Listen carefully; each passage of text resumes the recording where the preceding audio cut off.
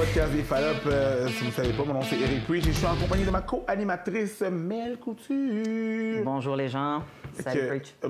Salut. Ben, on va pas faire semblant qu'on ne savait pas genre toute la journée qu'on filme. Ça fait toute la journée qu'on filme. Donc, on le sait, hein? Mais fait qu'on va bien, les deux, on s'est déjà demandé plusieurs fois. On a une merveilleuse personne avec nous aujourd'hui qui va nous parler d'un sujet, ma foi. Quand on s'est rencontrés et on en a parlé, j'étais comme, oh, intéressant. On a essayé d'en parler, mais on n'en a pas parlé de cet angle-là. On va parler Premièrement, il faut que je vous présente François Renaud. Hey, voilà. C'est un podcast, on n'a pas besoin de reprendre ça. Non. Moi, je me suis surpris pour présenter la personne. Ouais, François. oui. Comment ça va, Frank? Moi, ça va bien. Ouais, c'est ça, François, Frank. Salut, François Renaud. Écart. Les écarts de... François, c'est sûr que ça va être marqué en dessous, là, mais François Renaud, sexologue. Ou sexologue. Parce que c'est la première fois qu'on a un homme sexologue qui vient à notre Sexologue, membre épisode. de l'ordre. On reviendra pas là-dessus. Bon, on va C'est revenir d'accord. là-dessus parce que quelqu'un s'est fait taper les doigts. C'est Ça se correct. faisait pas par ça. Excuse-moi. J'aime mieux des gens qui font leur job que du monde qui fuck les têtes des gens. effet. Ceci dit, bienvenue François Renaud dans l'univers des Fallops. C'est la première fois que tu viens nous Ben oui. visiter, puis on est contente de d'être te voir. ici. Oui. Donc, c'est ça. L'écart. L'écart de désir. Le désir. Qui est un sujet, je pense, qui est un des plus touchés dans les couples. Oui. Avec l'argent, j'imagine. Mais ça, c'était pas un spécialiste. Argent. Ben oui, ça fait partie souvent de mes séances. Argent, gestion de la belle famille. La belle famille. Ménage. Holy crap! Ben oui, la belle famille, parce que des fois, il y a des belles-mères là, qui s'immiscent dans tout ce que le monde dit. Puis, Oui. ben, pas juste les belles-mères. Belles-mères ont dos larmes, mais des fois, c'est beaux-frères, beaux Puis maintenant, on peut rajouter l'écologie comme sujet qui est souvent un problème. L'écologie. Le degré d'implication Genre, écologique. Oui, d'implication écologique. Genre ouais. les gens qui, peut-être un éco-anxieux avec quelqu'un qui Genre, oui, exactement. pogne un nouveau pick-up à toutes les années. Exactement, Ah, ouais. ben là, c'est une question de valeur à un moment donné. Ben oui, il faut c'est que tes ça. valeurs s'alignent. Hein. Mais c'est souvent les sujets qui viennent toucher tes valeurs qui vont venir L'écologie. susciter plus d'émotions. Fait que, Effectivement. qui Là, me faut que dérange tu dises pas. à du monde, là, c'est ça, ton pot de beurre de pinot. Faut que tu le rinces. laves. Claude est comme non! faut pas le Non! rincer. Mais pas trop longtemps. Pas trop parce que sinon, longtemps, ça oui, gaspille c'est ça. trop, là. Mais moi, le meilleur, moi, c'est le papier de toilette. Comme ça ou comme ça. Est-ce que c'est vraiment. Moi, est-ce que c'est il y a stéréotypé jamais- ou c'est vraiment un sujet de. Moi, il n'y a de jamais personne discorde qui dans m'a les parlé de ça, mais OK. c'est partout sur Internet. Oui, Ah, c'est un oui. sujet, effectivement, partout sur Internet. De discussion, là, genre, Oui, il y a oui. des couples qui se sont brisés. Mais j'ai parce qu'ils s'entendent pas. déjà entendu des gens avoir la discussion dans super en ami, là. Ben, je pense aussi que c'est parce que quand tu le fais sur Internet, c'est pour avoir des clics. Non, Quand mais tu le je fais parle pour super en ami, tu c'est vas pour en ami, débattre. puis là, t'es comme genre... Ah, c'est le fun, comment vous mettez votre papier toilette de la bonne façon. Bon, je te l'avais dit! Puis là, c'est juste une joke! C'est juste une joke! Je voulais pas partir ça! Nous autres, on a réglé ça chez nous, il n'y a pas rien pour l'accrocher, il y a une tablette à côté. Faut que tu le mettes de même. Faut-tu le De mettre? même? Puis encore là, il y a plein de monde qui vont faire comme là, il faut que tu y touches, puis c'est dégueulasse parce que tu mets des germes. Puis là, tu t'essaies que ta main, puis tu reprends du papier. Mais, Ça me fait rire, parce que ça me passé un meme que j'ai vu il y a pas longtemps, puis c'est marqué « People will argue about everything. Everything, ouais. Here, this is a bottle of water. » Je regarde les commentaires. « Non, c'est le picture! Non, c'est ça, parce que le monde trouve des arguments. Exactement, ouais. Tout le monde va toujours trouver de quoi. Exactement. Fait que il y a des... Mais attends une minute. T'as dit papier de toilette. On s'est rendu à papier de toilette. Ouais, ok? mais ça, c'est une blague, là. Oui, bien sûr. Mais les 5-6 sujets qui ressortent le plus, là, c'est... Ça va avec l'écart de désir. De désir? Oui, l'écart de désir, c'est un des plus prévalents, oui. Mais un des plus prévalents de quoi? Parce que j'essaie de comprendre. Les 5-6 sujets que tu nous as nommés, Ouais. c'est ça qui fait en sorte que le monde a moins de désir ou qu'ils ont des écarts de désir? Ou c'est parce que ça fait partie des trucs? Parce que c'est quelque chose de plus oui. global pour C'est ça. C'est les 5 sujets que les gens vont s'ostiner le plus dessus. en couple. En couple, OK. qui peut aussi mener à des écarts de désir. Fait que si je comprends. m'entends pas sur comment faire du ménage, Ouais. si on s'entend pas sur comment qu'on gère la famille ou l'éducation, c'est certain que les conflits font souvent en sorte qu'on est comme moins proche et donc on a moins de sexualité. Oui, je Puis comprends. des fois, ça va être l'inverse. C'est comme ben, le fait que j'ai pas beaucoup de sexe, ben, moi, ça me tente pas de faire ton ménage, que tu veux que je fasse de plus. Ton ménage? Ben, non, mais c'est souvent comme ça que c'est vu. C'est pas à moi, c'est une ménage. Attends, mais il faut comprendre. Parce que tu me l'as demandé, c'est rendu ton ménage. Parce que mon seuil de notre ménage. Exactement. C'est parce que mon seuil de tolérance, il est plus bas que il est plus haut que le tien. Donc, tu veux que je fasse plus de ménage que qu'est-ce que moi je veux. Tout comme moi, je veux peut-être que tu aies plus de sexe que qu'est-ce que toi tu veux. Toi, tu veux que je fasse plus de ménage. Donc, pas contente. C'est ton degré de ménage que tu veux que je fasse de plus, tu sais. Mais effectivement, on pourrait le voir comme le ménage appartient à tout le monde, etc. Là, je comprends. Comme... Pas avoir le consentement à laver un plancher versus pas avoir le consentement à faire du sexe, c'est un autre game, là. Tu comprends? Mais je l'amènerais d'un autre point que le consentement, c'est plus une question de comme d'intégrité. De quoi? D'intégrité. Intégrité, OK. Ou ce que, au niveau de comme la sexualité, c'est comme ton intégrité corporelle, tu sais, au niveau du consentement. Je comprends. Mais il y a une question au niveau de l'intégrité de je veux peut-être pas perdre mon temps à faire autant de ménage que toi tu le souhaites. Ou tu sais, moi ça me tente pas de dealer avec comme ta famille ou ça me tente pas de dealer avec ta famille de cette façon-là. Je comprends. Ça me tente... Moi, au niveau de mes valeurs, on parlait d'écologie tantôt, c'est important pour moi que ça soit fait ou que je m'en fous puis ça me préoccupe pas puis je veux pas m'attarder à aller acheter local quand je peux juste aller dans un gros épicerie puis tout acheter en même temps. C'est comme... Je comprends. Fait qu'il y a une question d'intégrité qui sont différents selon le sujet, mais en quelque part, ça revient pas mal tout à la même chose. C'est mon intégrité, c'est ma valeur, c'est qui je suis. Puis moi, je trouve que ce qui se ressort beaucoup de ça, c'est que je pense que la notion de compatibilité est souvent mal analysée avant de se mettre en couple. Parce que c'est difficile à faire tant que tu vis pas avec la personne. Fait que de réaliser que tu n'es pas compatible avec quelqu'un que tu vis, tu sais, si tu as fait les choses rapidement puis qu'il y a déjà 2 enfants, ça doit être quelque chose. Là, tu sais, comme... Fait que la compatibilité sexuelle, je sais pas comment l'appeler, là, qui est justement l'écart de désir, pour toi, ça se... Souvent, ce que j'entends, moi, des gens, mettons, qui jasent de ça sur Internet ou des amis là, qui sont... dans la situation. Dans la situation, c'est que ils ont l'impression que c'est un cas désespéré. Il y a tout le temps quelqu'un qui va être insatisfait d'un bord ou de l'autre. Bien, oui, tu sais, pour revenir à ce que tu disais, tu sais, que c'est comme trouver cette compatibilité-là, c'est qu'au début, il peut l'avoir, la compatibilité. Mais les gens changent aussi.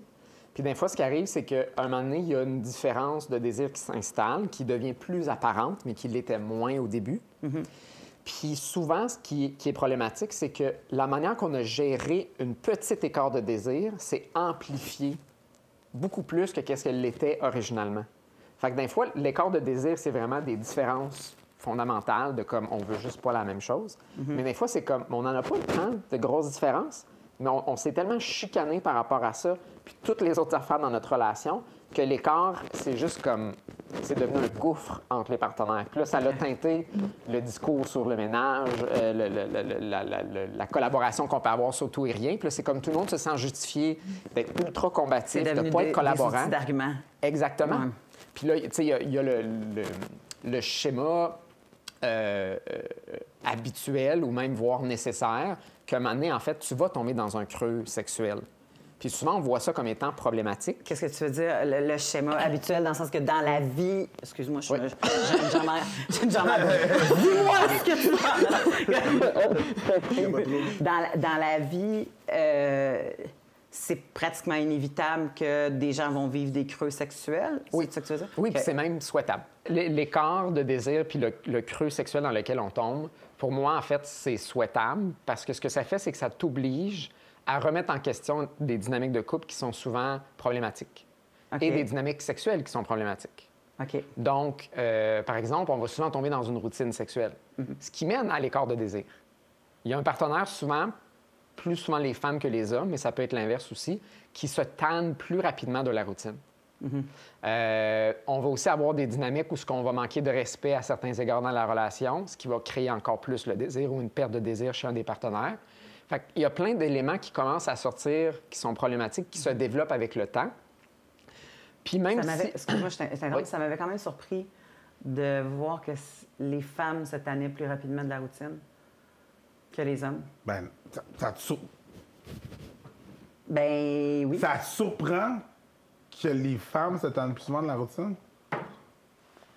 Ben oui, parce que des fois, peut-être que j'ai pas fait des bons liens, mais dans ma tête, il y a tellement de choses à organiser que, tu sais, c'est comme chaque chose en son temps. Attends, mais on parle de la routine du sexe, là. Oui, je le sais, mais je veux dire comme, tu sais, je sais pas, moi, il y a quelque chose de... Quand t'es débordé dans la vie, là, tu sais, puis je parle pour d'autres parce que c'est pas mon genre de réflexion, mais il y en a que c'est sécurisant de savoir que, regarde, j'ai la paix jusqu'à samedi. Parce que la routine, c'est samedi soir. Ouais, mais déjà là... Ben déjà là, tu dis j'ai la paix. Juste ça, dans le langage. Non, mais je sais, mais tu comprends. Moi, je trouve que le langage est d'une violence. Ah, j'ai la paix. Ah, tu trouves que ça... Mais l'écart de désir, c'est ça que ça l'apporte. C'est exactement. Oui. Donc, le « j'ai la paix jusqu'à samedi », c'est pas souvent l'homme qui le dit. C'est la femme. Fait là, tu me dis « j'ai la paix », que moi, je trouve ça fucked up comme façon de... J'ai la paix, ça veut dire que t'es tanné, là. Fait que c'est plus souvent, de ce que je comprends, corrige-moi si j'ai tort, j'ai souvent tort, ça arrive, là, Florence, sors ton crayon. Je te le confirme. Mais parce que c'est plus souvent la femme qui dit ça, c'est elle qui est plus souvent tannée. Peut-être. Mais souvent, la routine qui se tanne, c'est pas tant le quand, c'est qu'est-ce qu'on fait. Oh, oui. Souvent, les aussi. hommes vont se contenter plus De peu. facilement de peu, effectivement. Puis les femmes, généralement, veulent avoir plus au niveau de la sexualité, commencent à trouver qu'il y a une certaine redondance, commencent à être moins intéressées. Moi, le meilleur comparatif, c'est comme regarder une même émission de télévision à tous les soirs ou 3 fois par semaine. Puis c'est pas juste la même émission, là, c'est la même épisode. Ah oui, oui, c'est ça. Comprends-tu? Fait que- C'est pas District 31 que Non. tous les soirs qu'il y a un épisode différent. Là. Oui, exactement. C'est Puis- la même peau de banane depuis 82. Là. C'est ça, exactement. Les femmes ont tendance à plus rapidement se tanner de ça. Les hommes vont finir par se tanner aussi, puis ils veulent généralement avoir plus, mais vont se contenter de, ben si je peux avoir un orgasme, c'est correct. OK. Puis le fait qu'ils se contentent de ça crée davantage de D'accord. problèmes, où ce que c'est comme, Ben oui. je peux te donner des miettes, puis tu vas être satisfait. Je me sens pas vraiment respecté là-dedans. Tu te respectes pas vraiment là-dedans parce que je te donne aussi des miettes. Tu crées un plus gros écart. Fait que là, c'est comme je te respecte pas puis je me sens pas respecté et tu te respectes pas, ben je peux pas t'admirer, donc je peux pas te désirer. Ouais, ouais, je comprends. Ah non, ça devient... Mais en même temps, les femmes veulent pas nécessairement amener un changement au niveau de la routine. C'est ça qui est souvent problématique. C'est là que je voulais aller. Ils veulent, oui, Tu comprends? Ils Oui, veulent la oui, différence, je comprends. oui, c'est Oui, ça. Ils absolument, veulent que je ça change, mais ils veulent pas nécessairement être le moteur du changement et de la routine. Non, Ben, non, c'est un peu- Ils sont fatigués de l'idée, là. Ils Ça, sont là, fatigués de l'idée à la C'est maison. ça. là. Surtout si t'as une femme qui a un travail, tu sais, qui a un travail, qui gère les affaires, qui gère la maison, qui gère les économies, qui gère. Là, quand c'est rendu, cet aparté comme ça, là, si vous arrêtez pas de vous pogner sur le fait de qu'est-ce qu'on mange, je sais pas, toi, qu'est-ce que. Peu importe, ça me dérange pas, puis là, tu proposes affaires. Elle veut que tu prennes charge, monsieur. Elle veut que tu dises là, on s'assoit là. Pourquoi? Parce que j'ai dit qu'on s'assoyait là, c'est tout. On va aller prendre. Quand tu vas au restaurant puis elle dit banquette, on va prendre la banquette. Pourquoi banquette? Parce que banquette. Parce que banquette, faut que tu prennes. J'ai l'impression qu'il y a déjà un vouloir de désir de. Comment il y avait ça dans de prendre en main. decision-making charge, la charge du La charge mentale. Prends-la en main. Non, la charge Non. mentale, c'était quelque chose, mais comme la charge mentale, c'est comme planifier les affaires, comme Ouais. t'arranger pour que ça soit fait, puis tout ça. Mais la prise de décision, Ouais. en tout cas, je commence à peine à me familiariser avec ça, qui est une autre charge de décider tranche, tranche. Mais j'ai-tu tort de penser que des fois, c'est un peu ça qui. Prends charge. Des fois, ça peut être ça. Mais je te dirais, dans ce genre de dynamique-là, souvent, l'écart de désir, c'est l'inverse. Souvent, c'est les femmes qui ont plus de désir, puis ils veulent avoir un partenaire, en fait, qui ne prend pas en charge. C'est souvent eux autres, des fois, qui n'ont pas de désir, en réalité. Les partenaires qui prennent pas qui charge. prennent pas en n'ont charge, de désir. oui, Ben, c'est c'est ça. normal. Tu n'as Ben- pas de désir, tu ne peux pas prendre charge. C'est ça. Des fois, c'est l'inverse, parce que c'est comme, mais comme tu prends pas vraiment de décision, j'ai pas vraiment l'impression que tu peux m'accoter dans le mur, donc ça m'intéresse pas d'avoir une sexualité Right. avec toi. Fait que, je veux dire, toutes les dynamiques peuvent être différentes. Puis, des fois, c'est pas tant au niveau de je veux que l'autre prenne en charge la routine, mais au niveau de la sexualité, les femmes qui initieraient quelque chose de nouveau, puis qui amènerait quelque chose de différent, c'est comme pas nécessairement socialement bien vu. Dans le sens où on met encore les hommes dans une position d'être comme l'éducateur sexuel ou l'expert de la sexualité. Ouais, on en Puis parlait souvent, souvent. les femmes, parfois, en savent plus que leurs conjoints. mais ils sont capables de, ce que moi j'appelle faire du mind mapping, que l'ego de mon partenaire il est fragile et donc je ne peux pas outrepasser. Je te dirais par contre qu'ici au Québec, on le voit beaucoup moins, ce stéréotype-là. Okay. C'est beaucoup plus anglophone ou comme américain. Okay. Tandis qu'ici, les femmes, où ce que le féminisme a fait un peu plus sa place que d'autres endroits, les femmes, généralement, vont beaucoup plus l'idée au niveau de la sexualité, puis même les études au niveau là, des dynamiques interculturelles vont souvent trouver que les femmes québécoises sont trop entreprenantes pour les hommes. Puis souvent, les hommes québécois sont perçus comme pas assez entreprenants. Pas assez entreprenants pour d'autres cultures, en fait, où ils sont habitués d'être plus dans les stéréotypes de genre qu'on connaît. On avait déjà reçu Kanika Safan, qui, elle, fait justement des cours pour les nouveaux arrivants par rapport aux différents codes de séduction qu'il y a ici, puis toutes ces affaires-là, parce que c'est pas la même chose. Puis elle expliquait justement que les femmes qui viennent d'ailleurs trouvent que les hommes québécois les approchent jamais puis qu'ils se sentent pas belles ici. Oui. Où est-ce que les hommes, c'est différent? C'est ça. Puis ce qui est intéressant, par contre, c'est qu'au niveau des gens du Québec, il y a ce désir-là que les hommes prennent plus en charge, mais surtout avec le mouvement #MeToo, c'est comme... Ça a comme freiné. Bien, ça l'a freiné, mais c'est comme... Des fois, les femmes, en fait, ils veulent prendre leur place, mais c'est comme secrètement, dans leur fantasme, ils ont encore les vieux stéréotypes. Parce que, tu sais, le discours a changé, mais on est encore émotionnellement, dans... Je veux encore les vieux rôles. Je veux encore que l'homme me prenne en charge, même si je suis une féministe, etc. Puis, le discours a changé, mais on est... Exactement. Puis évidemment, c'est pas tous les féministes qui veulent ça, puis il y en a qui veulent prendre en charge, puis ils sont rendus là à changer. Mais d'un fois, on est comme pris dans une dichotomie de c'est comme, ben je veux le nouveau monde contemporain de pas de stéréotypes sexuels, mais ce qui m'excite, c'est tous les stéréotypes sexuels. Oui, mais c'est ça. Des fois, ils veulent les deux en même temps, qu'on appelle un peu du cherry picking. Là. Oui, exactement. Parce que moi, j'appelle du cherry picking. Là. Mais l'affaire, c'est qu'il ne faut pas oublier non plus qu'on est exposé à la même genre de pornographie qui a été faite pour des gars par des gars. Puis cette pornographie-là, souvent, c'est les hommes qui prennent charge. Ouais. Fait que, tu sais, comme j'imagine qu'il y a des liens dans l'excitation des femmes qui se fait aussi en regardant. C'est pas juste dans la pornographie, c'est dans la littérature aussi. Ah oui, oui. Dans la littérature qui sont écrits par des femmes, qui sont consommées par des femmes. Oui, oui, tout à fait. C'est pas juste... C'est ça, c'est pas juste la pornographie, mais c'est aussi, je pense, socialement... Juste nos modèles parentaux, c'était ça. Exactement. Tu n'as même pas besoin d'avoir de la pornographie. Entre 5 et 10 ans, là, tu la vois, la dynamique. La dynamique de tu vois la télévision. Ça commence à changer. Les nouvelles générations arrivent, puis là, ça va être intéressant de voir effectivement ces changements-là. Mais je veux dire, les gens de notre groupe d'âge, on a été élevés dans les stéréotypes. On commençait à entendre les changements, mais on avait déjà bien été éduqués émotionnellement. Les films aussi qu'on a regardés. Mais il y a quand même un paquet... Je suis d'accord avec ce que tu dis, parce que, je veux dire, comme veut pas, on est tous teintés d'une certaine généralité que la société nous présente. Mais il y a quand même des... Tu sais, chez nous, ma mère, elle disait pas « Attends que ton père arrive », là. Tu sais, comme l'éducation, c'était... Tu sais, comme ça menait chez nous. Oui, je comprends, mais t'es quand même juste une personne. Oui, non, je suis consciente, mais je sais qu'il y a un paquet d'autres personnes qui sont comme ça, puis j'imagine que c'est ça qui commence, que ça finit par changer. Moi, où est-ce que je vois... Tu sais, où est-ce que je comprends ce que François dit, c'est le succès qui, selon moi, ne méritait pas ce succès-là de 50 Shades of Grey, qui est le retour en force du prince dans la tour d'ivoire qui va enseigner à la jeune femme qui connaît pas la sexualité, la vie. Parce que c'est ça, tu sais, je veux dire, elle est à l'université, elle a jamais eu de sexualité, elle est prude, elle est jeune, elle est timide, puis l'autre, il est riche dans sa tour d'ivoire. J'ai essayé de le lire. Puis elle va le transformer, hein? Oui, elle va le transformer pour l'amour, oui, c'est mais ça. aussi, elle va se permettre d'être un peu plus kinky, fait qu'elle se sent ouverte, tu sais. Fait que mais je pense que ce qui a attiré ça, c'est justement le genre de prise en charge de la sexualité, tu sais. Parce que, tu sais, à mon souvenir, là, il y avait aussi une forme de déculpabilisation de ton plaisir sexuel qui était mal vu quand tu es une femme. Si c'est pas toi qui mène, c'est pas de ta faute. Oui. Puis ça l'a beaucoup pogné chez les femmes qui est dans la quarantaine, cinquantaine, ces affaires-là. Oui.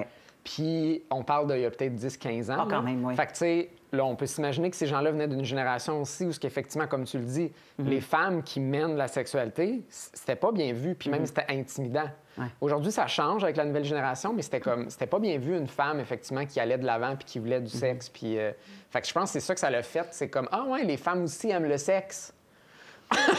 Ouais. Oh my God! Wow! Newsflash! Flash. C'est pas juste nous autres. Tu sais, le gouffre dont tu parlais tantôt, qui est un petit écart, des fois, au départ, qui devient quelque chose de très grand. Puis des fois, ça vient aussi en... Tu sais, moi, j'ai un exemple dans la tête dont je me souviens, là, parce que tu t'expliquais aussi que les femmes veulent changer la routine. Puis des fois, tu te rends compte, puis il y a une genre de sexualité qui s'installe. Puis à un moment donné, la femme a fait comme hey, pour vrai, j'aimerais ça que ça varie un peu, là. Je suis tannée de tel le faire, ou je suis vraiment tout le temps obligée de mettre quelque chose, ou tu sais, comme, tu sais, on est obligé d'aller là-dedans à chaque fois, puis tu sais, tout ça. Puis l'autre personne, tant aussi longtemps que ça reste dans sa satisfaction, tu sais, comme le changement, et on dirait qu'il est plus épeurant. Fait que là, tu sais, comment tu parles de ça à quelqu'un quand tu dis, à un moment donné, à quel point tu peux tiptoer alentour de l'orgueil? Il faut pas. Tu sais? Il faut pas. Puis il y a un auteur, un thérapeute aux États-Unis qui dit « Marriage is where blowjobs go to die ». Oui, oui. C'est un humoriste, je pense. Ben, il y a Louis C.K. dit ça. Oh, ouais. Mais là, Louis C.K., il faudrait qu'on arrête de parler de blowjob avec lui aussi. Mais en fait, oui, c'est vrai. En fait, lui c'est ça qu'il disait. Oui. Le thérapeute, il disait Marriage is where shitty handjobs are perfected ». Ah, voilà! Oui. Oui, fait que si on traduit, Qui est le une coche de mariage- plus. Le mariage, ben, mettons qu'on le traduit un peu vulgaire, là. Ouais. Le Ben, mariage les est l'endroit où les crossettes se perfectionnent. Les mauvaises. Non, les mauvaises. Les mauvaises crossettes. Se perfectionnent. Oui. Et les, Fait qu'ils deviennent meilleurs. Non. Ils s'empirent. Les mauvaises mon s'empirent. Dieu, c'est bien triste. Parce que qu'est-ce qui arrive avec... Au début, les gens, ce qu'ils veulent, en fait, c'est impressionner leur partenaire puis ils veulent se sentir valorisés. Ouais. Ah oui. Fait que qu'est-ce qu'ils font? Ils mettent tout le paquet, puis ils font des choses souvent qui n'ont pas tant d'intérêt à faire, mais comme ça fait réagir l'autre, c'est le fun. Ouais. Mais là, à un moment donné, c'est comme... Je l'ai eu, mon trophée de ma médaille, là.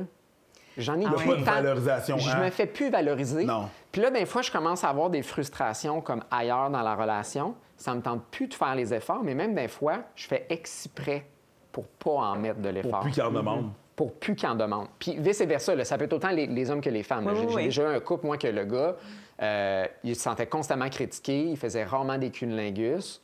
Puis il m'a avoué un moment donné qu'il faisait exprès parce qu'il se faisait tellement chier au quotidien qu'il la faisait chier en soit lui donnant peu de cunnilingus Ouais. ou des cunnilingus vraiment mauvais. Mauvais. Oui, Il se forçait pour être poche. pour la punir. Oui. Ah. Puis c'est typique de faire ça.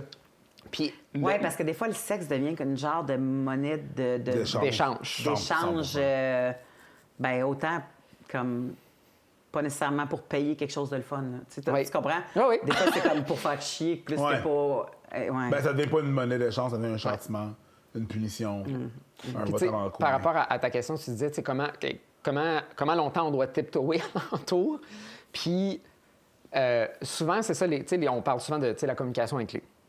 Puis moi, Oui. moi, c'est quelque chose que je brise. Parce que c'est ça, on nous dit parler, la communication à la Oui. clé. Il faut que tu lui dises comment tu te sens, il faut que tu parles de comment tu te sens puis tes affaires. Puis là, tu fais comme ça, mais ça dépend comment ça va être reçu. Puis, en tout cas, on ne sait pas. Oui. Ouais. Mais la communication, c'est pas la clé parce que souvent, en fait, la communication est déjà amplement là. Quand je reçois ma fellation, mon cunnilingus vraiment poche, là, tu me communiques quelque chose à ce moment-là. Quand j'évite des sujets par rapport à la sexualité ou qu'on vient d'avoir une relation sexuelle puis on se parle pas après, on a quand même communiqué quelque chose. Fait que le problème, c'est pas tant dans la communication que l'intimité qu'on est prêt à tolérer et la charge émotive désagréable qu'on est prêt à faire face. Donc, par rapport à l'orgueil, est-ce que je suis prêt à avoir la conversation désagréable et la mauvaise réaction que je vais potentiellement avoir? Ouais. C'est plus ma gestion émotive à l'égard de la communication que la communication comme telle. Parce que si j'aborde pas un sujet, je te communique que je veux pas l'aborder. Si je te dis, hey, ça serait le fun de parler de mes fantasmes puis tu m'en parles pas, ce que je suis en train de te communiquer, c'est que je veux pas en parler de mes fantasmes. Il n'y a pas un manque de communication. J'aime juste pas la communication que tu me donnes. Quand je te... En fait, Un no answer is a no. Oui, Bien, pas nécessairement un autre. Des fois, ça veut dire beaucoup plus que ça, mais oui, effectivement. Mais parce que des fois, justement, ce qu'on a l'impression qu'ils valident les choses au lieu de toujours être obligé de les interpréter, c'est de dire, mais pourquoi tu me le dis pas que tu veux pas en parler à la place? Parce qu'après ça, l'autre part, puis elle va inventer n'importe quel scénario, tu comprends? En fait, je vais te dire, c'est que cette réponse-là n'est pas acceptable. Et c'est quoi la réponse? Je veux pas t'en parler. La réponse de te dire « je veux pas t'en parler » n'est pas acceptable non plus. Dans la vie de couple ou genre Dans la vie de tous les jours. Supposons que j'aborde un sujet puis je sens toujours que tu réponds pas à la question, tu fuis. Le message est très clair que je veux pas en parler et tu le comprends très bien. Puis l'autre, il sait que tu comprends très bien. Fait que la personne veut savoir pourquoi tu veux pas m'en parler. Oui, pas mais que tu veux pas m'en parler. Mais ça ne sera pas la question. Mais je vais m'acharner jusqu'à temps que tu puisses me donner ma réponse. Fait que là, l'autre, qu'est-ce qu'il comprend? C'est que mon nom, il passe pas, là. Ouais. Tu comprends-tu? Puis moi, ce que je comprends, c'est que tu vas m'harceler jusqu'à temps que tu aies la réponse. Fait que si je te dis, je veux pas t'en parler, là, tu vas me poser. Pourquoi? Ça me tente pas plus de répondre à celle-là. Si tu me poses la question, pourquoi? Ben, on est en train d'en parler. Je veux pas en parler. Ça aussi. Puis je suis d'accord avec tout ça. Je suis d'accord avec tout ça. Puis là, moi, ce que j'entends, c'est OK, ben on fait quoi? Si le problème est entre nos silences.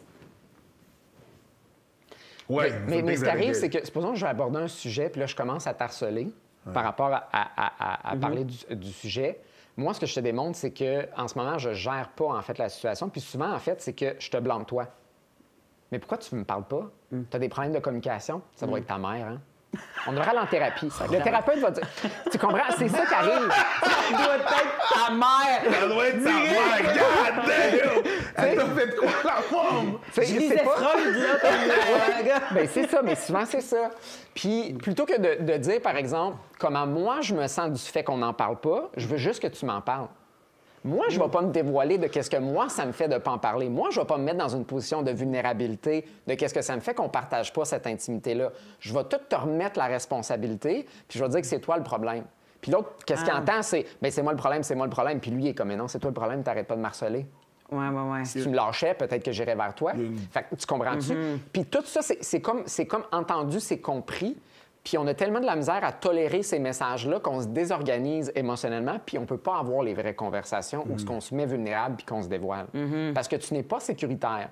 Si à chaque fois que je te dis pas quelque chose, tu commences à m'harceler, pourquoi je te dirais quoi que ce soit où est-ce que je me mets dans une position de vulnérabilité? Oui. Puis surtout que si ce que tu as à me dire te rend vulnérable, puis ma prémisse, c'est mais pourquoi tu m'en parles pas? C'est ça. Ouais, j'irai pas dans J'irai pas te voir. Tu mets pas une belle couverte là, pour que j'ai envie de mettre en tonneau dessus. J'ai remarqué deux choses. C'est dans ce cadre-là, l'espèce de... J'ai l'impression qu'il y a deux personnes qui se parlent, puis il y en a une qui veut savoir qu'est-ce qui se passe quand l'autre ne parle pas. J'ai l'impression qu'elle veut pas la réponse, elle veut... Sa réponse. Sa réponse. Oui. Puis quand elle dit « Ouais, mais tu me réponds pas », mettons si tu me poses une question X, Y, Z, puis je te dis « Mais je sais pas ». Pourquoi tu me réponds pas? Hey, je sais pas, là. C'est une réponse. Ouais. J'ai répondu à ta question. La réponse te satisfait peut-être pas, mais ça reste en soi une réponse, mais c'est pas la réponse que la personne a voulu recevoir. Deuxième chose que j'ai remarqué, c'est... Parce que je le sais pas. Excuse-moi. Parce que j'ai pas... donc, vas-y. Non, c'est parce que je comprends. Tu sais, la réponse, je ne sais pas, pour moi, est une réponse qui est tout à fait acceptable. Je ne sais pas. Mais si ça prend la réponse pour avancer, mais ça arrête là. Tu sais, moi, je me dis à un moment donné, est-ce qu'on doit faire comme... Est-ce que tu aurais envie d'y réfléchir pour qu'on puisse s'en reparler? Oui, mais je pense que... Parce qu'à un moment donné, tu fais comme... Si le blocage, c'est « ça me tente pas d'en parler, je le sais pas, telle affaire, puis tu fais comme... Tu sais, toutes les petites ouvertures que tu essaies d'avoir pour avoir les conversations. Je pense que ça fait un loop avec qu'est-ce que tu disais, François, c'est que le « je sais pas » peut être aussi un « je veux pas t'en parler ». Mais si à chaque fois, tu es comme moi, mais pourquoi j'irai pas t'en parler? Si tu viens tout le temps me picosser ou whatever, j'irai pas nécessairement t'en parler. Peut-être qu'il faut justement que... que je prends le temps d'y penser, que j'évalue certaines choses. Des fois, c'est pas si simple que ça. T'sais. Parce que moi, dans ma tête, la personne qui picosse souffre. Ou est dans un inconfort ou une instabilité dans laquelle elle ne veut pas rester. Puis elle se prend pas de la bonne façon, selon moi, pour pouvoir sortir de cette instabilité-là ou cet inconfort-là ou cette souffrance-là. Mais ça dit quelque chose. Puis c'est souvent, comme tu dis, c'est souvent cette conversation-là que les gens veulent pas avoir. Ouais. Puis souvent, en arrière de « je le sais pas », j'ai aussi mappé que tu veux pas entendre la vraie réponse non plus. Puis c'est plus simple pour moi de pas te la donner, un peu comme l'orgueil qu'on disait tantôt, là, parce que ça peut être aussi dans l'inverse.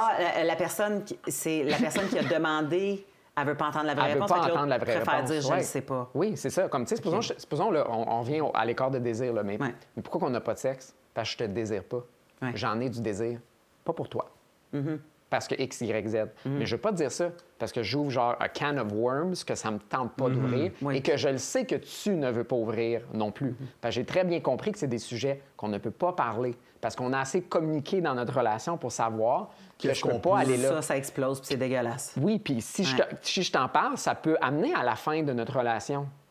Et donc, si on se tait, en apparence, ça donne l'impression qu'on va pas éclater. Mais ce qui arrive, c'est que ça s'accumule, puis à un moment donné, il y a quelqu'un qui éclate, là, puis ça finit par exploser. Mais c'est comme si on met ça en dessous du tapis, les affaires que je sais que je peux pas dire. Moi, les premières choses que les gens me disent souvent en thérapie individuelle, là, c'est « Mon Dieu, je peux pas dire ça à mon partenaire ou ma partenaire. » J'étais comme « Bien, si tu veux travailler ton couple, oui. Mais ils ont tellement l'impression que c'est des choses qui ne se disent pas. Puis souvent, ils ont raison dans le sens où je le sais que je vais avoir une mauvaise réaction, puis ça me tente pas d'aller à travers de cette tempête-là. Ouais. Fait que si on garde le jeu calme, Ben, c'est quand j'imagine... Peut-être qu'on va faire un autre 2 ans. Oui. J'imagine que quand ils disent qu'ils parfois. peuvent pas dire certaines choses, c'est pas tellement que tu peux pas dire certaines choses, c'est que tu vas pouvoir la dire. Le résultat de toi qui dis cette chose-là n'est pas non plus c'est ça. ce que tu désires ou ce que tu veux, le outcome. Le résultat de toi qui dis ça, puis la réponse à ça, et pas dans quelle direction tu veux aller. Tu sais, ça prend... ça, c'est une des choses...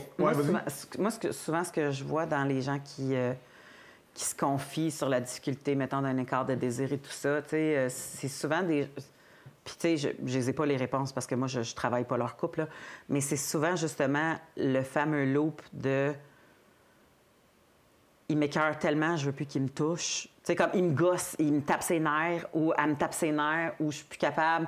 Tu sais, comme, elle passe son temps à me réprimander des affaires parce que je fais pas telle affaire. Fait que là, je veux... tu sais... Je veux pas être en interaction avec. C'est ça. Fait que, donc, on dirait que tu sais pas comment couper le cercle de cette amarde-là. Tu sais, tu fais comme... Mais, tu sais, c'est la poule ou l'œuf, là? C'est parce qu'un tel a fait ça que vous avez plus envie de sexe ou c'est parce qu'une telle a fait ça que maintenant l'autre... Fait que des fois, tu es comme... Pour moi, c'est tellement quelque chose qui est comme plein de nœuds que je fais « faut que tu ailles voir quelqu'un ». Mais ce qui est intéressant là-dedans, c'est qu'on a généralement une meilleure image de notre partenaire que nous, on a une image de nous-mêmes. Dans le sens où tout au long d'un couple, on est en train de créer genre une perception de qui l'autre est. Ouais. Puis on a une perception de nous-mêmes. Puis généralement, on a l'impression qu'on a une meilleure perception de l'autre qu'eux ont de eux-mêmes.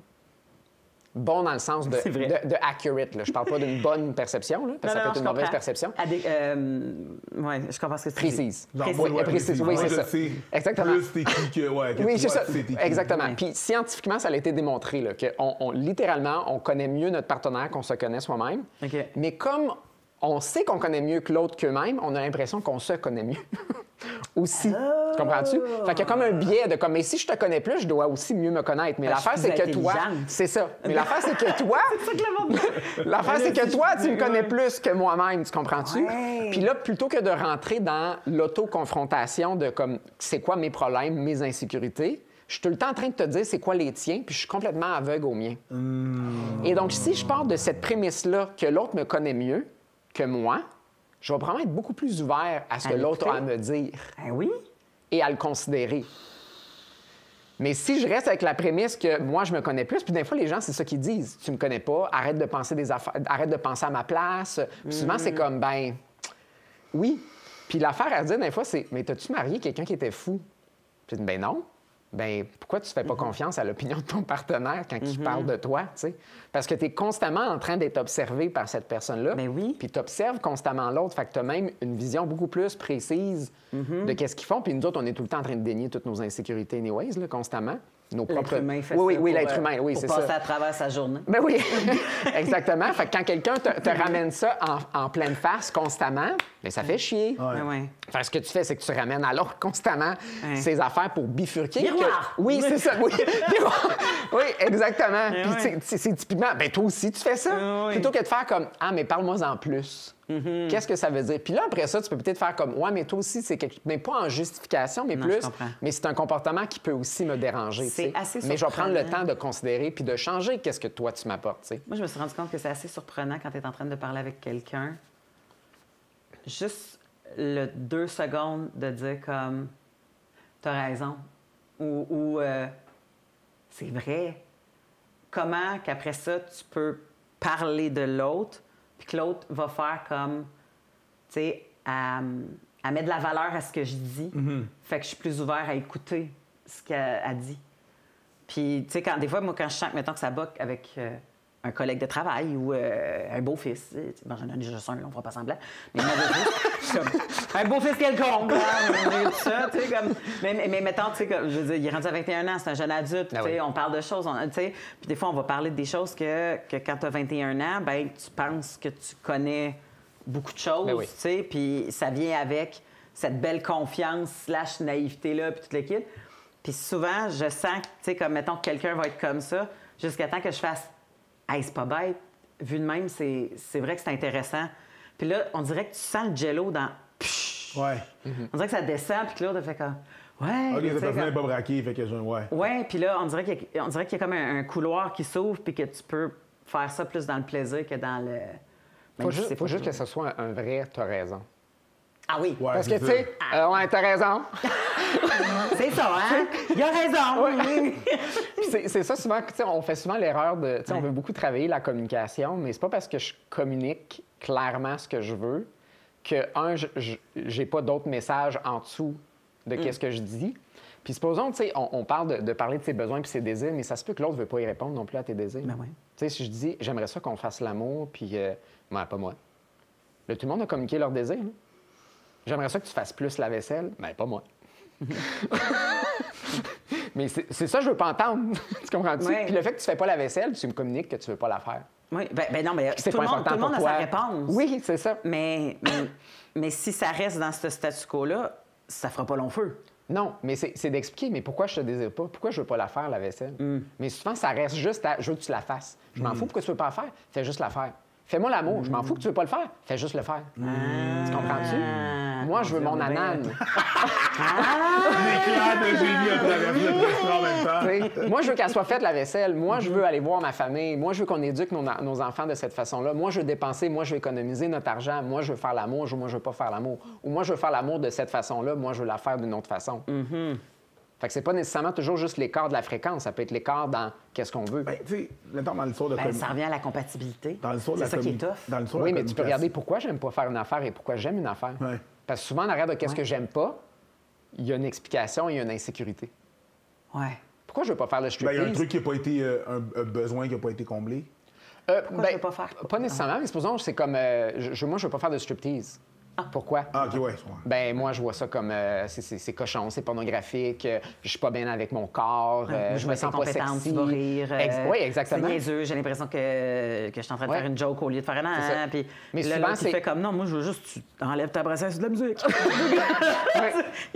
Mais souvent, tout ça, ça sera pas dit parce que là, je me dévoile dans mon insécurité. Puis c'est souvent un environnement où c'est pas nécessairement sécuritaire pour toutes sortes de raisons. Dans la situation où est-ce que Oui, ça se fait. je tolère pas, en fait, l'intimité de me dévoiler, donc je le ferai pas. Fait que qu'est-ce que c'est? C'est pas dans mes préférences, moi. Ah, Puis oui, c'est ça. ça finit là. Fait que là, l'autre, il revient à la charge. Oui, mais tu sais, si tu l'essayais, puis nanana, puis... Mais regarde pas plus le pourquoi. Tu sais, c'est comme, je veux juste te convaincre. Ouais, mais même Je veux pas essayer de comprendre. Oui, c'est ça, parce que c'est ça l'affaire, parce que, tu sais, je veux dire, c'est... tu sais, le striptease est un exemple qui, selon moi, mais pas doux, là, mais tu sais, je suis certaine que cette conversation-là pour l'anal a lieu 1000 fois. Ah Parce oui? qu'il y a du monde qui veut le faire de l'anal, puis d'autres qui Fellation, en veulent avaler, pas. faire un cunnilingus. C'est ça, exactement. Fait que, limite, tu sais, là. comme je suis certaine qu'il y a des comportements, puis il y a du monde que la porte est complètement fermée. Puis est-ce que, étant donné qu'on est justement dans une époque où est-ce qu'il faut respecter les limites des gens, est-ce qu'on accepte cette limite-là puis on la remet jamais en question? Ou sinon, on passe pour quelqu'un qui fait de la coercion, comme La coercion, oui. La coercion sexuelle. Ou tu dis, ben j'aimerais ça qu'on remette le sujet sur la table parce que moi, c'est vraiment un besoin important. Puis là, tu fais comme, à quel point c'est important. Fait que ça doit être des... Il me semble que ça prendrait une sonnette puis que François arrive, là, des fois. Là. Ding! Assis, là, on est en train... Là, ça dérape, tu sais. Tu comprends? Parce que c'est... J'imagine que tu pognes la twist à un moment donné dans un couple parce que tu te sens en sécurité, puis tu as décidé que tu étais prêt à être dans des zones de vulnérabilité, puis l'autre respecte ta vulnérabilité, puis toi, tu respectes la sienne. Fait que tu es prêt à aller pas mal... En tout cas, au moins dans la conversation, aller creux, pas nécessairement dans l'anal. Mais comme il y a... Mais c'est correct, Lucille. J'ai adoré. Mais un point que tu amènes, ça, c'est une autre erreur que les gens font, c'est qu'ils veulent la sécurité vienne de leur partenaire. La sécurité de me dévoiler. De te dévoiler, de si je me dévoile puis je me mets vulnérable, je veux que ça soit l'autre qui me mette en sécurité, l'autre qui m'accueille. Premièrement, que tu sois pas fâché. Puis qu'il soit pas fâché, ou que ça ne l'atteint pas, ou qu'il ne se sent pas blessé dans son ego, ou peu importe, ou que ne réagit pas fortement. Mais c'est là que ça devient limitatif de le voir de cette perspective-là versus moi, je vais me sécuriser. Moi, je vais être assez confiant pour me mettre vulnérable, puis je vais tolérer la réaction de l'autre.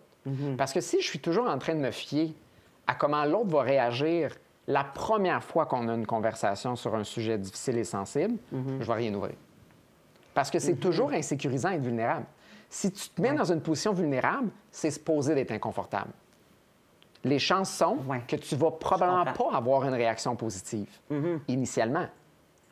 Et donc, si tu es capable de tolérer un peu la tempête initiale de la charge émotive, c'est désagréable, puis je me mets dans une position où on pourrait même utiliser cette information-là contre moi, éventuellement, ou pas nécessairement sur le coup, mais potentiellement plus tard, mais que je suis prêt, moi, à vivre ça ou prendre ce risque-là, je vais davantage pousser, en fait, l'enveloppe de notre relation, puis c'est là que je vais sortir du creux.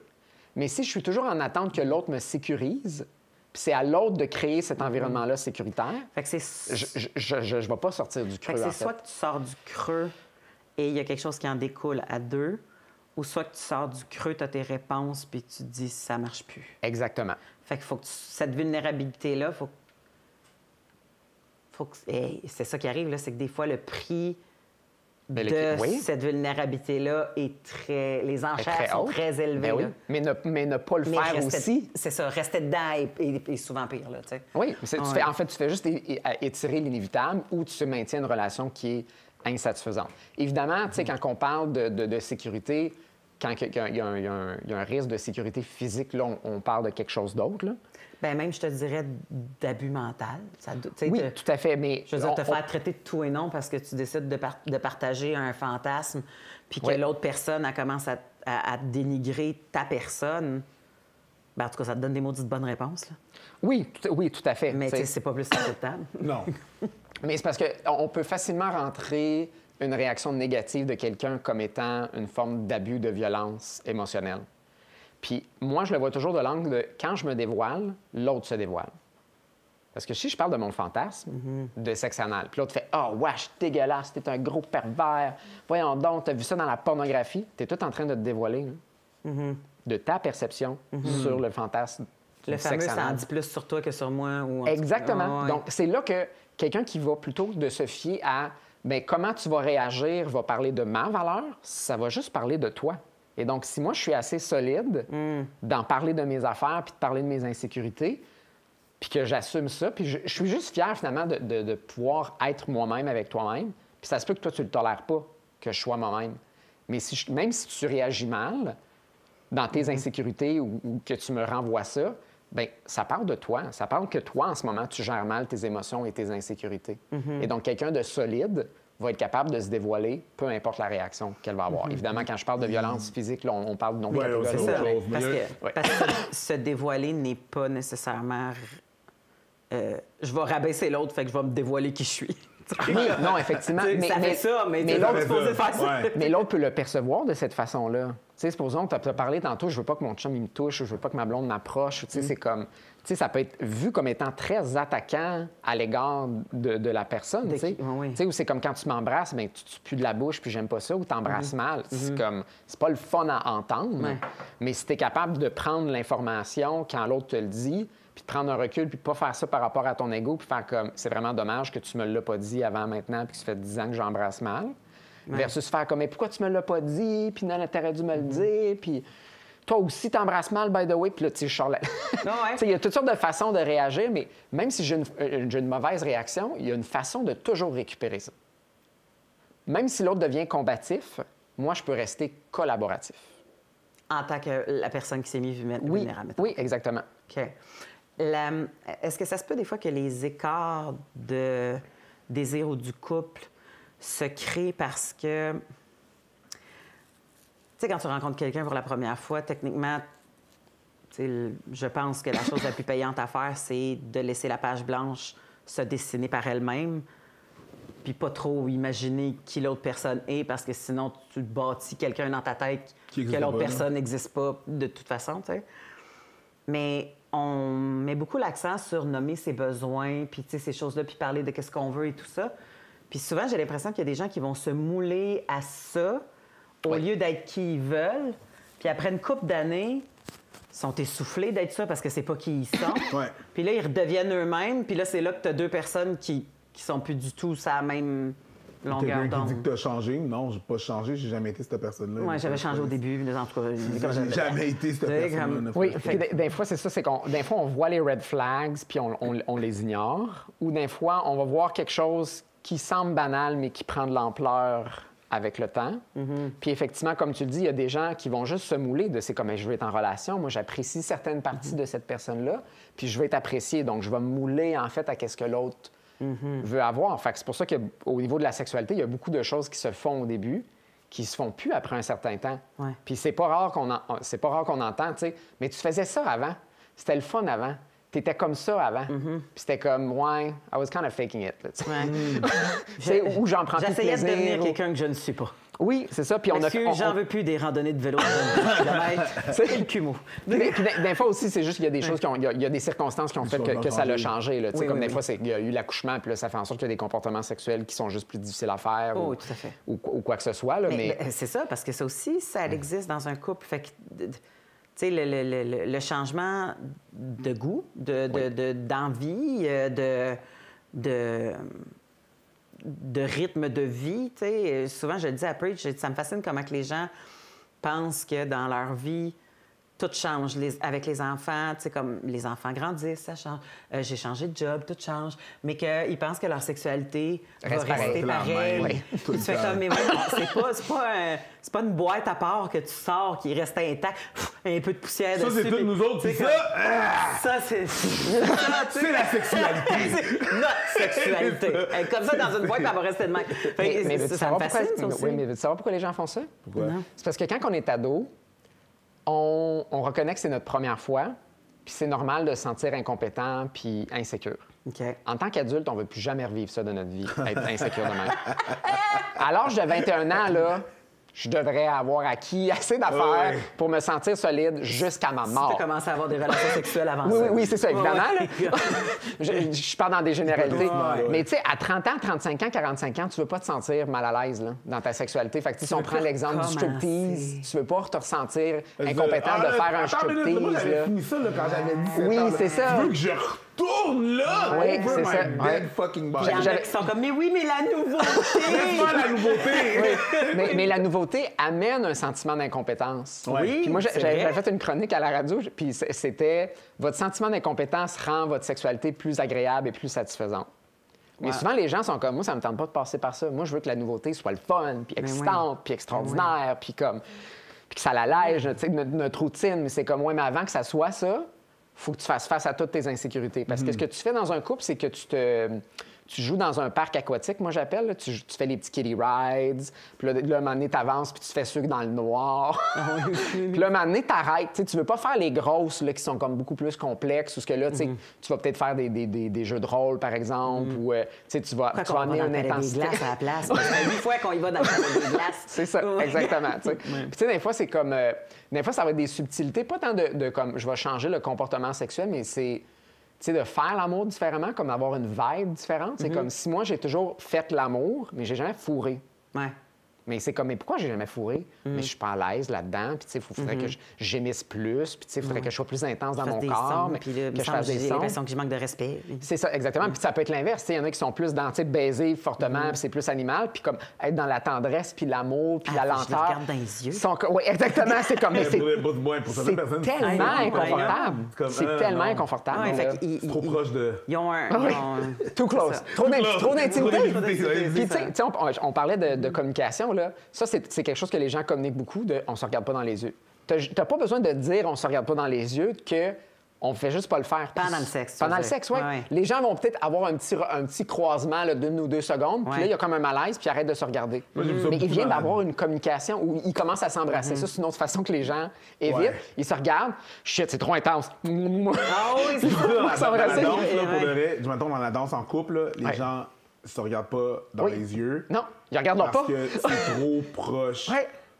Si c'est les mains d'une fille, on se regarde dans les yeux. Le seul autre moment que je vais tenir les mains à quelqu'un pour se regarder dans les yeux comme ça, c'est parce que c'est de l'intimité, tu sais. Fait non, ailleurs. Un petit sourire, puis on regarde ailleurs. Tu sais, un petit sourire, puis tu regardes toutes les autres qui dansent à la piste de danse. Absolument. Tu sais, où tu regardes à gauche, à droite. Mais il y avait un truc... Mais tous tes autres sens sont, tu sais, comme... Ouais, mais c'est pas une question de sens. C'est vraiment juste une question d'inconfort et de confort. Je comprends. Mais neurologiquement, ton cerveau active quelque chose de différent que si je regarde comme tes lèvres, tes oreilles ou ton nez. Les yeux? Oui. C'est une autre partie du cerveau qui s'active. Il y a une connexion au niveau neurologique qui se fait. Là, mais j'ai l'impression que quand la personne te regarde dans les yeux, elle est en train de lire ce qu'il y a dans ta tête. Oui, exactement. Fait que, dans le fond de ta tête. Parce que tu peux pas... En arrière de tes yeux. C'est ça. Fait à moins que tu es ferme, t'es comme le livre ouvert. Oh, ouais, c'est ça. Ouais. Puis il y a plein de monde qui font comme... No. C'est sûr que c'est... Pour vrai, si tu frenches les yeux ouverts, on va s'en reparler, là. Non, mais, ça, c'est non. Mais, tu sais, il y a quelque chose quand même de... Ta langue est dans le fond de ta tête. Ouais. Il y a du monde qui aime ça, frencher les yeux ouverts. Ouais, ben non, c'est pas correct. Non. C'est pas correct. Les yeux. Si tu trouves 2 personnes qui trippent à frencher les yeux ouverts... Non, ferme tes yeux. Il y a une affaire dans le... Tu sais, souvent, j'ai remarqué, il y a beaucoup de gens qui disent que... Il y a beaucoup de gens qui veulent quelqu'un un partenaire qui soit ouvert. Oui, qu'il soit vulnérable. Non monogame? Non, okay. Je parle ouvert dans l'ouverture d'esprit puis dans ses sentiments. Ouvert de sa personne. Je veux avoir accès à toi. Je veux que cette personne-là soit vulnérable puis tout. Puis c'est fou parce que qu'est-ce que j'ai remarqué aussi? Souvent des femmes qui disent ça, des hommes, que les hommes sont pas assez communicatifs et tout. Sauf que, en tant qu'homme, souvent, dans une relation, quand tu t'ouvres, la personne ne sait pas quoi faire avec ça. Tellement. Puis souvent, quand tu t'ouvres, tu veux vraiment quelqu'un qui s'ouvre et qui dit ce qu'il a à dire. Souvent, en tant qu'homme, quand tu t'ouvres, mettons si la personne a fait quelque chose, c'est comme, je suis pas à l'aise avec ça ou je suis pas down quand t'as fait telle affaire. Moi qui dis ça, cette conversation-là, dès que j'ai fini de dire ce que je pensais, cette conversation-là n'est plus à propos de comment moi je me suis senti, mais comment toi tu t'es senti à propos de moi, qu'est-ce que j'ai dit. Tu comprends? Ouais, non, c'est ça, tu sais, quand t'as fait ça, j'ai pas vraiment trippé parce que, c'est ça, fait que genre, je suis juste une hostilité, puis ça va vraiment dans l'extrême, là. OK, fait que je suis la pire des personnes. Non, c'est pas ça que j'ai dit, j'ai juste dit que j'ai pas trippé. Puis là, il faut que, il faut que je mette mes émotions de côté, puis il faut que, je t'en charge de tes émotions à toi, de comment tu t'es senti. C'est comme, je vois beaucoup... Puis on n'a toujours pas traité l'initial propos que t'as amené. Non, mais ça, on ne traitera jamais. Tu sais, on traitera jamais. Puis ça, c'est non, mais c'est la faute à ta mère. ça, je l'ai pas, c'est pas vraiment dans ma vie personnelle, mais c'est ce que j'ai remarqué beaucoup, que bien les personnes, tu sais, mettons, on me raconte l'histoire, puis là, genre, j'ai dit ça, puis qu'est-ce qu'elle a dit? Ah, elle a pas trippé. OK, mais qu'est-ce qu'elle a fait? Elle a dit ça, puis ça, puis ça. Puis là, c'est plus à propos de c'était quoi initialement le problème. C'est à propos de comment elle s'est sentie par rapport à ce que je lui ai dit. Puis les problèmes se règlent jamais là-dedans aussi. Mais ça, c'est un bon point. Puis, tu sais, je remettrai les pendules à l'heure. Les femmes ne sont pas plus vulnérables que les hommes. Non. Les femmes parlent plus de leurs émotions que les hommes, mais ils ne sont pas plus vulnérables. 100%. Parce que être vulnérable, ça vient avec un risque et un inconfort. Si je parle de mes émotions de tristesse, puis je ne vis pas de la vulnérabilité, tu n'es pas vulnérable. Un homme qui va parler de sa tristesse va probablement être plus vulnérable. Parce que ça vient avec un risque. Ça se redéfinit, c'est ça. Parce ça que se redéfinit selon, selon le contexte. Oui. Puis il y a une auteure, elle a étudié la vulnérabilité pendant 10 ans de temps. Puis après une conférence qu'elle a faite, le gars il a réalisé qu'elle n'étudiait que les femmes. Puis il dit, pourquoi tu n'étudies pas les hommes? Puis elle a fait, parce que j'oublie la raison qu'elle a donnée exactement. Puis il dit, that's really convenient. Dans le sens que c'était. Puis il dit, moi, si je me mets vulnérable, là, les premières personnes qui vont me tomber sa patate, là, c'est mes 3 filles puis ma femme. 100%. Ils ne veulent pas que je descende de mon cheval. Non, mais on veut souvent que l'homme soit vulnérable, mais un homme vulnérable, trop souvent, c'est pas fonctionnel. Ou c'est pas vu comme. C'est pas vu comme fonctionnel. C'est pas vu comme. Oui, exactement. La perception est pas fonctionnelle. Mais c'est parce qu'à la base, vous êtes biaisé parce que vous êtes pogné dans un système qui vous met le pilier de la famille. Tu sais, je veux dire, comme le système patriarcal vous a mis en charge de la sécurité et du bon fonctionnement de la famille. Tu comprends? Oui, il y a quelque chose. C'est un peu qu'est-ce que tu disais, François, tantôt, où est-ce que le discours est une chose, mais dans la réalité, c'est pas vrai. Fait que le discours est comme vulnérabilité. Puis finalement, en réalité, je suis comme ça marche pas. Tu sais. Puis l'inverse est autant vrai pour les femmes, mais par rapport à la sexualité. Absolument. On veut que vous soyez cochonne, on veut que vous soyez ouverte, mais quand vous l'êtes, vous êtes des femmes faciles, des petites salopes, qu'on respecte pas. Une cochonne qui est vierge. Une cochonne qui n'a jamais fait de sa vie. Exactement. Fait que les femmes, leur vulnérabilité, elle est plus au niveau de comme s'exprimer dans leur sexualité et d'assumer leur sexualité, tandis que les hommes, c'est plus au niveau d'exprimer leurs émotions. 100%, les hommes vont... C'est juste la vulnérabilité, elle n'est pas à la même place. Les hommes vont protéger leurs sentiments de la même façon qu'une femme va préserver sa sexualité. Parce que dans ces deux cas-là, c'est ces affaires-là qui vont être utilisées contre eux après. Exactement. Fait qu'une fille qui couche avec tout le monde, ça va être utilisé contre elle. Puis un gars qui est tout en train de pleurer, ça va être utilisé contre lui. Fait que c'est juste à ce niveau-là. Les deux sont vulnérables. C'est juste que on n'est pas vulnérable à la même place puis pour les mêmes affaires. Dans le fond, on se complète. Mais tu sais, on se rend compte aussi que... Puis tu peux avoir des situations inverses aussi. Oui, selon ton vécu. Oui, parce que, tu sais... moi, j'ai grandi dans le modèle... mon père est un homme sensible, mais dans le bonheur. Mon père pleure de joie. Oui. Mon père pleure de C'est là qu'on a le droit de l'être. C'est là qu'on a le droit de l'être. C'est là qu'on a le droit de l'être. Oui, c'est ça. Ses enfants sont là, c'est un party. Ses parents meurent, ils pleurent, mais pas devant nous autres. Tu comprends? Fait que, c'est une autre affaire. Fait que moi, quand, à un moment donné, un de mes ex est arrivé à 3 h du matin à la porte, puis j'ai ouvert la porte, puis il a fait le gars, « c'est lui quoi faire! » J'étais comme, « Je sais pas plus quoi faire avec toi en ce moment, là, mais rentre! » Tu sais, comme, parce que j'étais comme... tu sais. Puis pourtant, j'ai consolé un shitload d'amis, là, tu sais, dans ma vie, là, des paquets de filles, là, comme sont venues pleurer sur mon épaule. Puis la première chose que je me suis dit, tu sais, ça, c'est weird. Puis là, je vais faire comme si c'était mon ami de fille. Viens! Mais c'est ça, mais un homme qui s'écroule, on ne sait pas quoi faire. C'est tellement malaisant. C'est ce qu'on veut. Tellement malaisant. Pardon, encore là, c'est ce qu'on veut. C'est le discours. Mais on n'est pas là. Mais la raison, c'est que l'affaire, c'est que tu peux pas savoir comment tu vas réagir si tu n'es pas élevé là-dedans, si c'est pas un modèle auquel tu es habitué. Si c'est, fait que c'est sûr qu'il y a le petit un petit changement. C'est un peu comme, mettons, que tu dis... je m'en vais dans un mariage, puis là, t'arrives là-bas, puis c'est un sari indien au lieu d'une robe blanche. T'es comme, ah non, c'est vrai, c'est un... Tu comprends, il y a comme un petit bout d'adaptation. Ouais. Mais il y a quelque chose aussi par rapport à cette vulnérabilité-là que tu désires, ou du moins, en fait, je pense que les gens désirent la vulnérabilité, désirent que l'autre soit ouvert Parce que c'est comme une preuve de confiance que tu m'aimes assez pour savoir que je te blesserai pas avec ça. Puis probablement que ça arrive pareil, là. Je veux dire, comme c'est sûr qu'il y a du monde qui reclaque ça dans la face à du monde. De la même façon que des messieurs reclaquent dans la face une vulnérabilité de madame. 100%. Surtout que des fois, ils émettent sur du revenge porn, tu sais. Ça n'existe pas pour rien, là, c'est du revenge porn, là, tu sais. Fait que, tu sais, tout ça existe quand même, mais on dirait que c'est comme un genre de summum de on est un team, de sentir que ma vulnérabilité est existante, puis on va dealer avec, puis ta vulnérabilité est existante, puis on va dealer avec. Tu sais, c'est comme si tu avais accès à une intimité que personne d'autre a. Parce que le sexe, oui, c'est une intimité, mais on dirait que c'est plus tant l'intimité la plus chasse-gardée. Tu comprends? Ouais. Oui, mais socialement, on n'arrête pas de parler de socialement, là.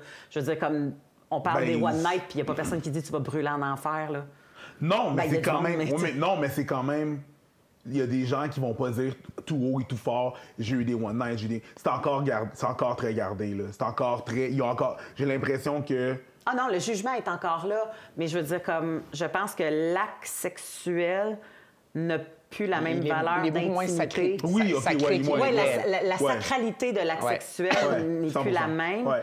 Donc, tu sais, comme... Puis justement, comme... Tu sais, il y en a qui... On est des wrong side of TikTok, des fois, toi puis moi, là. Puis, tu sais, il y a du monde qui font comme...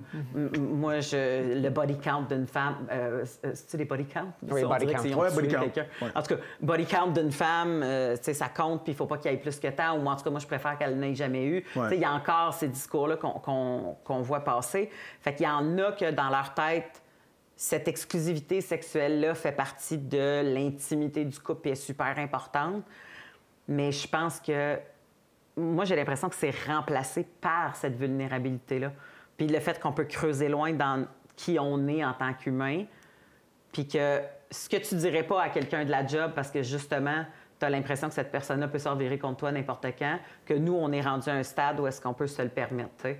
Fait que je pense que c'est... Tu sais, quand les filles, quand tu disais qu'il y a des filles qui disent, tu sais, comme, sois vulnérable, dis-moi, tu sais, comme, parle-moi, partage avec moi, j'ai l'impression que c'est ce niveau d'intimité-là que les gens veulent créer. Je dis pas que c'est une belle chasse gardée tout le temps parce qu'il y a tout le temps du monde qui finissent et qui peuvent être méchants. C'est ça. Mais, tu sais, ça doit dépendre aussi où tu veux te rendre dans ton couple. Fait que dans le fond... Je sais pas, je suis pas sûre que c'est des échelons, mais en tout cas... Où est-ce que tu vas aller? Tout ça, tous ces trucs-là, comme tu dis, ces trucs-là qu'on a énumérés tout à l'heure, peuvent faire en sorte que les écarts de désir, à cause que... En fond, l'écart de désir, c'est un symptôme de quelque chose de plus grand. Oui, tout à fait. C'est rarement ça le réel problème. C'est plus comment tu l'as géré.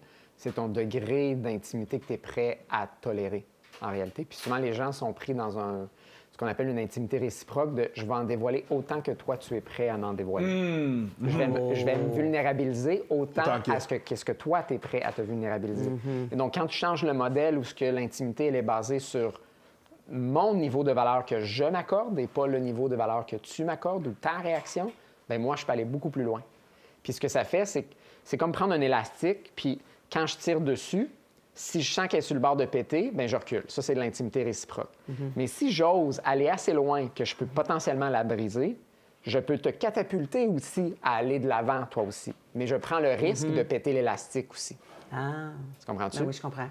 Que tu nous dis, genre, qu'il faudrait, dans l'idéal, risquer de briser l'élastique ou... Oui, exactement. Pour accéder ou sortir du creux là, sexuel, il faut que tu ailles ça. C'est comme, si tu prends l'image, tu es dans un creux, mais tu veux te catapulter. Mais si tu fais juste faire ça avec ton élastique, tu vas nulle part. Mais si tu fais ça, tu catapultes l'autre qui va te catapulter en même temps. Puis l'intimité, au contraire de la voir comme étant comme bidirectionnelle, c'est comme on va égal à égal, souvent c'est comme ça, en fait, que ça se passe. Puis l'autre vient te rejoindre. Mais c'est pas genre un pas, un pas, un pas, un pas. C'est souvent genre je fais 10 pas plus loin, puis je t'oblige, toi aussi, à soit rester là, puis que moi, je fasse « ça me convient plus », ou que tu te propulses, puis que tu deviens plus intime, plus vulnérable, que tu t'ouvres, etc., puis que tu fais les pas que j'ai commencé à faire. Fait que quand on entend souvent, tu sais, le stéréotype des femmes qui demandent aux hommes « ouvre-toi », toi, l'as-tu fait? Toi, as-tu été vulnérable? Là où est-ce que tu es réellement vulnérable? Pas moi, je peux parler de mes émotions, puis c'est super facile, puis j'ai aucun problème à le faire. C'est pas une vulnérabilité. Tu n'es pas en train d'augmenter notre intimité quand tu parles de choses qui sont faciles pour toi à parler. Parle-moi des choses qui te mettent tellement mal à l'aise que toi non plus, tu ne veux pas plus m'en parler. Mais tant que tu fais pas ça, l'autre, il ne le fera pas plus non plus. Fait que là, c'est la game de qui va le faire en premier. Puis là, ça, c'est au choix. C'est pas juste aux femmes au faire, mais c'est comme... C'est la personne qui va décider d'aller de l'avant qui va propulser la chose par en avant, mais qui va peut-être péter aussi toute la patente aussi. Tu le fais comme ça, puis l'autre aussi. Puis tu vois, il y en a, je suis certain qu'ils ont l'image que toi, tu tiens un bout, moi, je tiens un bout. Puis tu sais, comme tu as tout le temps peur que l'autre te lâche d'en face, fait que tu tires pas super gros, parce que plus il te lâche d'en face, plus ça pince, tu sais. Ouais. Fait que tu as tendance à juste tirer à peu près, tu mets la même force que l'autre. L'autre tire... Tu tires de 2 cm, OK, il m'a tiré de 2 cm. C'est comme, tu comprends-tu? C'est comme, ah ouais, OK, parfait. Tu feras pas comme, OK, ben là, tu sais, comme, l'autre va faire tabarnak. Tu reçois ça dans le front. Puis c'était peurant mais si tu as l'impression que chacun a son élastique, au lieu qu'on est en train de chicaner le même élastique, puis que je fais comme, garde, je m'en viens là, tu sais, comme, tu veux-tu avancer, tu veux-tu tirer sur le tien aussi? Il me semble que c'est plus... puis s'ils pètent, bien là, c'est parce qu'on peut pas faire un couple à 2 élastiques, là, à un élastique. Ça prend 2. Ça en prend 2. Ben, il faut 2 bouts d'élastique.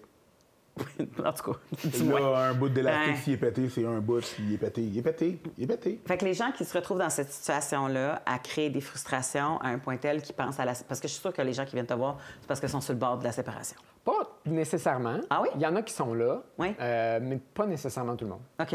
Fait que il y a des gens qui font comme « Ah, on sent qu'il y a des différences où on veut... » Quand on parle de l'écart de désir sexuel, là. Fait qu'ils veulent rattraper ça, pas que ça dégénère. Oui, c'est ça. Ou il y en a d'autres Il y en a des fois, c'est dégénéré, mais ils veulent pas se quitter. Aussi. OK. Des fois, ils sont rendus loin dans la dynamique, mais envisager la rupture ne fait juste... Ça fait pas partie de leur plan. C'est même pas une option, là, du tout, parce que les enfants, les finances, j'ai bâti ma vie pendant 15-20 ans, ça me tente pas de recommencer, je suis vieux, ça me tente pas de retourner. Toutes les raisons sont bonnes pour pas le faire. Là, surtout si les deux sont sur la même longueur d'onde. Oui, c'est ça. Mais des fois, il y en a un qui veut changer, puis l'autre veut pas. Des fois, il y a effectivement des gens qui traînent leur partenaire en thérapie de couple. Il y en a qui sont sur le bord. Souvent ça.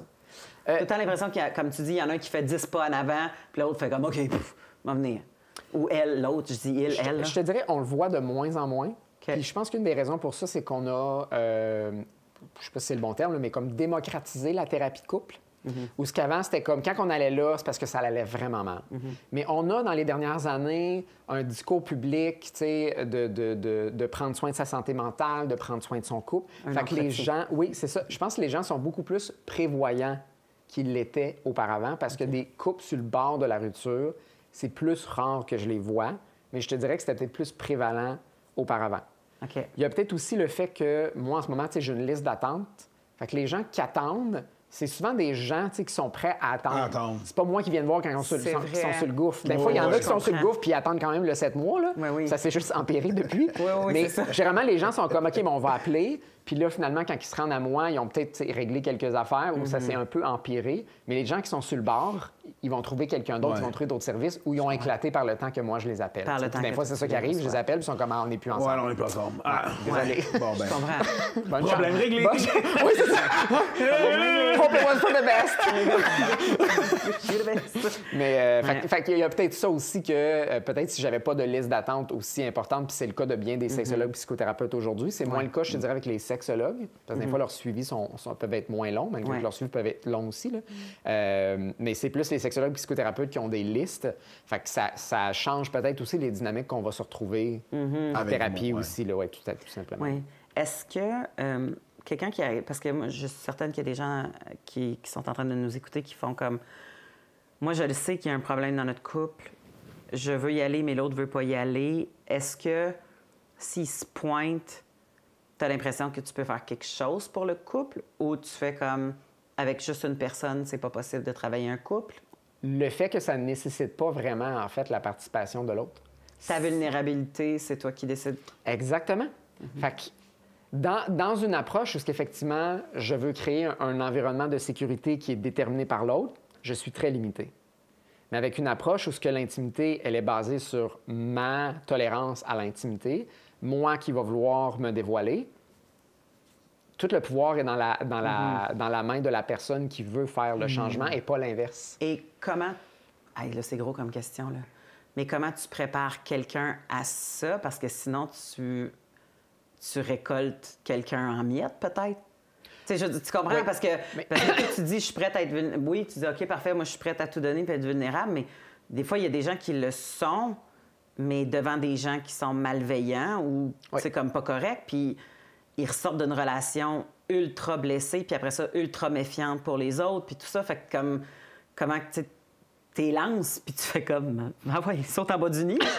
Puis après ça, on ramassera ton trauma. Non, c'est au contraire, c'est que je vais te préparer à pouvoir te dévoiler. Mais je vais pas te dire, va te dévoiler, puis reviens-moi la semaine prochaine. Ça. Tu comprends-tu? Un petit devoir, dévoile-toi. De toute façon, les gens voudront pas le faire anyway. C'est fou, les gens le feront pas. Fait que, il va y avoir tout le discours qu'on a aujourd'hui où c'est comme, là, on va travailler plus en détail de, mais pourquoi ça te fait si peur? Pourquoi tu donnes autant de pouvoir à l'autre et de contrôle sur ton sentiment de valeur à travers de l'autre? Qu'est-ce que ça voudrait dire de rompre aussi? Parce qu'il faut que je regarde cette possibilité-là que soit tu vas prendre la décision ou l'autre va prendre la décision de rompre parce que tu brasses trop la cage dans la relation. Puis à partir de là, les gens vont faire la décision de le faire ou pas. Mais effectivement, je vais construire la personne, sa solidité, sa capacité aussi à recevoir le discours en retour, même si l'autre est dans l'accueil. Ça se peut que l'autre fasse « Hey, mais moi aussi, j'en ai plein de choses à te dire désagréables », mais pas de façon malveillante. Ouais. Non. Mais toi, es-tu prêt aussi à entendre la réponse que peut-être tu veux pas entendre non plus, puis que c'est pour ça que l'autre t'en parle pas, ça, la parce qu'il différence. s'attend à ce que tu sois pas capable de l'apprendre. On prépare à toutes ces éventualités-là, puis là, quand la personne, effectivement, se sent prête, mais qu'elle va quand même devoir vivre une charge émotive désagréable, parce que c'est ça qui vient avec la vulnérabilité et changer le cycle de l'intimité réciproque. Quand tu vas oser, ça va être désagréable, mais tu vas quand même bien t'en sortir une fois que c'est terminé. Je comprends. Fait que je ne vais pas te ramasser en mille miettes. Est-ce que ça va être désagréable potentiellement comme expérience, puis ça ne sera pas le outcome ou le résultat que tu aurais voulu? Oui. Ça, c'est possible, mais on t'a déjà préparé pour ça. Le fameux « it's gonna get worse before it gets better ». Oui, ça exactement. Ça va être un peu moins fun avant que ça devienne vraiment plus fun qu'avant. Exactement. J'imagine que c'est la différence entre un coach de vie et un sexologue. Je vais pas te faire comme « Non, vas-y, t'es capable, vas-y, fais face à tes propres... » Non, attends une minute, on va te build-up, là. J'ai un savoir-faire, moi, t'inquiète. T'es allé à l'école, moi, j'ai pas... J'ai pas fait un séminaire une fin de semaine, là. Attends une minute, on va te builder. Tu fais pas juste lâcher les gens. Oui, c'est ça. Pouf! Là, genre, vol! Pouf! C'est drôle parce que, Oups. tu sais, j'ai l'impression que de la même façon que tu nous as tout expliqué ça, j'ai l'impression d'avoir une réponse à pourquoi les gens ghostent les gens. Ben oui. Ils veulent pas. Mais j'ai pas à vivre l'intimité de ta tristesse, de ton rejet. Puis je pense que aussi, avoir parlé avec du monde qui ghostait, puis je leur demandais, mais pourquoi, tu sais, parce que moi, j'ai pas eu besoin de faire ça ou pas fait face à ça. Puis on m'a dit... T'aurais pas pu aller rappeler chez ta mère? T'habites encore chez ta mère? À 100%. Je veux parler à Eric! L'affaire qui arrive, c'est que ils m'ont dit qu'ils devaient pas ça à la personne parce que l'intimité avait pas été buildée de ce qu'on m'a dit. Même la façon que moi je le traduis, c'est comme non, tu veux pas faire face à... Ça prend un certain engagement pour que toi, tu aies une intimité avec cette personne-là pour lui dire ben, je vais te donner des informations. Pourquoi? Ils font juste ghoster parce qu'ils veulent pas avoir... Mais c'est parce que quand tu fais vivre le rejet de l'autre, inévitablement, toi, tu vis l'émotion du rejet. Même si c'est pas toi qui es rejeté. Oui, tu vis l'émotion du rejet, tu le vois. Oui. Tu sais, supposons que tu vois quelqu'un qui se fait frapper dans la face, là. Qu'est-ce qu'on fait tout? Oh! Quelqu'un qui reçoit un ballon dans les testicules. Oh! Parce qu'on sait c'est quoi la sensation. Fait que quand on voit l'émotion de quelqu'un d'autre, à un certain degré, nos neurones miroirs vivent l'émotion à un certain degré. Fait que souvent, les gens, en fait, c'est ça qu'ils veulent pas vivre. C'est comme, ça me tente pas de moi de toucher à mes rejets à moi. Puis c'est ça qui est difficile dans la vulnérabilité et de l'accueillir. C'est comme toi, quand tu te mets vulnérable, là, tu m'obliges, moi, à me mettre vulnérable. Parce que je vois ton émotion, puis mon corps, inévitablement, va vivre cette émotion-là avec toi, que je le veuille ou que je le veuille pas, en fait. Oui.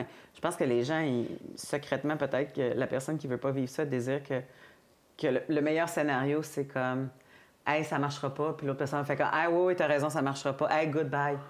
Mais ils veulent tellement pas vivre plus que ça, qu'ils font comme « prendrais pas la chance ». Non, c'est mutuel, je peux juste faire pas mal le à dire. il savait, puis Oui. Ouais, Puis là, c'est ça qu'ils des fois, tu as veulent. la vulnérabilité, mais pourquoi?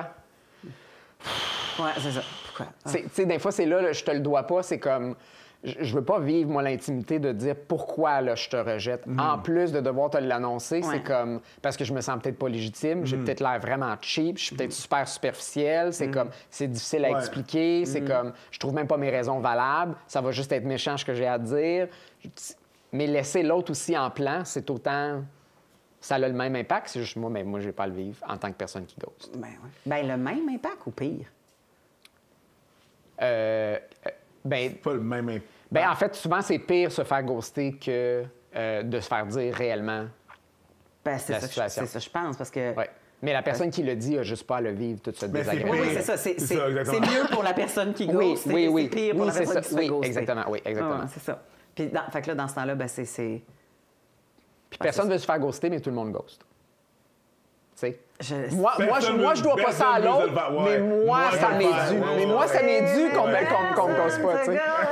C'est quoi la toune Tout le monde ose, mais personne ghost tout le monde. À gauche!